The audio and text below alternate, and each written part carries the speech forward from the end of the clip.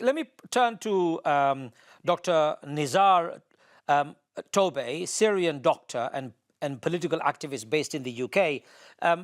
Dr. Nizar Tobe, you probably have a better personal insight because you are Syrian after all. Are the Syrians truly free? And does the Liberation Day symbolize true liberation for the Syrians, or is it just symbolic? Thank you very much for having me once again into your program. So basically, we had an amazing 1 year after liberation. We are extremely happy. I have visited Syria twice until now. And all the people, let me put it that way, all the people I met and I saw thousands demonstrating in happiness in the streets of Damascus because they are lastly freed from the brutal Assad regime. There was hundreds of thousands in his prisons. Unfortunately, most of them have been killed, and we continue to find mass graves all along the country. So I really I am very much surprised to hear that about prisons of HTS and torture. It didn't come to my ears at all. I was there in Syria. There is no single human rights organization reported such things. So I'm not sure where these claims are coming from and about the credibility of these claims. So basically, when you see our celebrations in the streets, you can see in Hamas alone, you can see over 1 million people celebrating the freedom, celebrating the 1 year anniversary, the first year anniversary of our freedom. So it's not only symbolic, it is a real freedom. It is a real government that we very much love. This is something we have been fighting for all along. We got it. We will not allow it to go. Even if we have paid 1 million martyrs during this struggle, and we are prepared to pay another million if needed.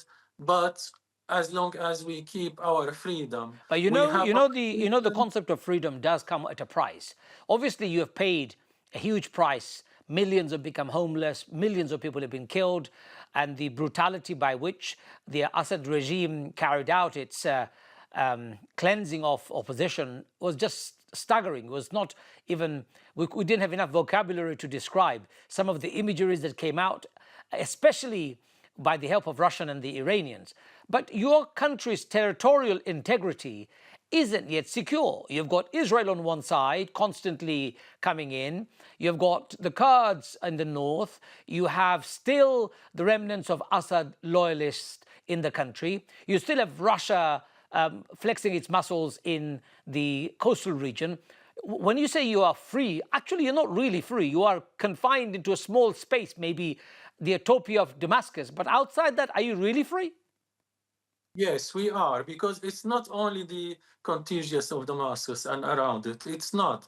It's most of the country. I know there is the SDF forces still in the northeast. That's represent about probably 25% of the country area. The Alawite, they tried their best in the coup attack, in the coup attempt at the coast, and they have failed. They have failed because most of our people, there was more than 1 million, have showed that they are volunteering to be in the army and to prevent any disaster from Alawite coming back. So we did prevent it. They tried and they did fail. Russia have understood that the Alawite is not an option anymore. That's why President Shara has traveled to Moscow, and they have agreement with Russia that it will be limited into only two military bases, from about 10 military bases down to two only. Very limited. It's not the Russian military is not distributed at any Syrian lands except these two bases. Okay, thank you for that. So in the West, the only actually big enemy and important enemy is Israel. And I think with the help of Trump, now we are trying to get to a deal. It's only security deal. It will not be like for any full agreement. It will be only non-attacking each other deal. Okay, thank you. Dr. Nizar Tobe. Nizar Tobe, you're Syrian. How would you like to see Syria develop itself? What would you like to see happen in the next few years? So thank you again. So I'm really sorry to hear such unbalanced and biased context from Professor and from Bilal. I don't think these statements they were said they were true at all. They were biased and they were against the will of the most of our Syrian people. When you see millions in Damascus, in Aleppo, in Homs, in Hama, they are going to the street at their own wish and they are celebrating the freedom. They are happy. It's irrelevant if you are mentioning few people here and there and we don't know what crimes they committed. This is irrelevant. We are talking about a country that has been liberated from a brutal regime, and we are extremely happy to be free from this brutal regime. So what I can see, what I would like to see in Syria, already a lot of achievements have been done in just under 1 year. On the 8th of December, it will be marking the first year anniversary of our liberation. So what I would like to see more connection with the world. I would like to see peace, especially with Israel, because we do not want war with anybody. We just finished 14 years war, and it was quite heavy on all Syrians. We paid a huge price. We do not want this war to continue. Israel must understand that we are not cowards. We can fight, but we do not want to fight. But what do you They say? need What do to. you say to people? And a professor has mentioned it several times. Your future is not going to be very bright with Of Israel on course, one it side, will be. or Of Israel course, on it one will side and be. America on the other, and both of them are really not keen on seeing Syria becoming a successful country, are they? I mean, this is not a good picture. It's not good example. He is saying that anybody America is a friend with will destroy. It's not true. America is a friend with Turkey, and Turkey is very much flourishing country, very much advanced country. Turkey is also beside us. Is not occupation, as Professor mentioned. We wanted Turkey beside us. We wanted Qatar beside us. We wanted Jordan and Saudi beside us, and they have been supporting us until our liberation.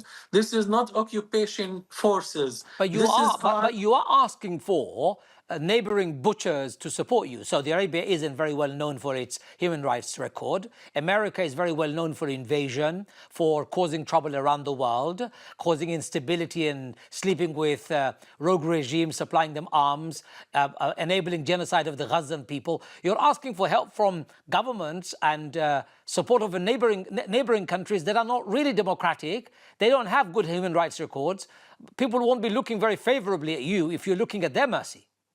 I don't care about people. I do not really care. As long as Saudi doesn't have forces, if you are accusing Saudi of being a butcher, Saudi do not have forces. They are only supporting us Well, financially. they are butchering the Yemenis. They've been doing it for now 15 years, and millions have died in Yemen for nothing, really. So, I mean, this is totally different I know. subject. So what So, we are saying is they have a track record of doing the wrong thing when it comes to neighboring countries. They don't even support okay. human rights for their own people.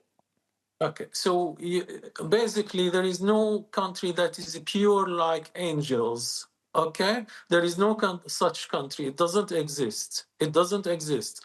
Only in dreams you can find a country that is pure like angels. So what you're saying So is you would rather you'd rather have friends in the neighboring country and choose between the lesser of the evils than have everybody your enemies. yes, indeed, Okay. because I mean, what does it matter to us if somebody they are doing some let me call it some wrong, but they are supporting us financially, And whereas the alternative is to have Israel like peace deal with Israel, whereas Israel is involved directly with the butcher of hundreds of thousands of Palestinians. We will not do that. We'd rather be in our Arabic and Muslim world friends like Turkey and the Arabic countries who have helped us and have been and continuing to help us rather than being with others. Thank you. But let's go to Nizar Tobey to see what you would do, Nizar Tobey, if you are the president of Syria for next year. Unfortunately, both they said they would restore the justice system. This will not stop Israel from attacking. They did not provide any logical option. So what I would do is that if I was in power, I would continue to involve more people in democracy. We are already happy with what's been happening. We are already happy that the government has achieved a lot of, let me put it like 70% of our goals. So we would continue what the government has been doing. We would make more connections to the world. And we, I think it was lost a bit. You still can hear me. Okay, yes, we can. Thank you. We actually have run out of time, but isn't it important for all of us to focus on the fact that Syrians actually have found their freedom, finally, after so many years, whatever that freedom may look like? And isn't it our duty to support them in rebuilding their country, in rebuilding their infrastructure, their judiciary, their healthcare, their education, their defense, their economy, their housing, basic sanitary systems? Isn't it our duty to lend a hand to a country that is so important strategically? So, ladies and gentlemen, I'd like to join the Syrians in celebrating their 1 year.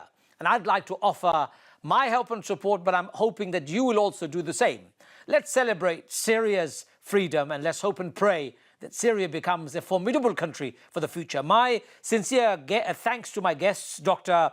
Nizar Tobey, Bilal Abdul Karim, Professor Bill Bowring, and Dr. Numan Hanif. Until next time, from us, Islam Channel team, Assalamu alaikum wa rahmatullahi wa barakatuh.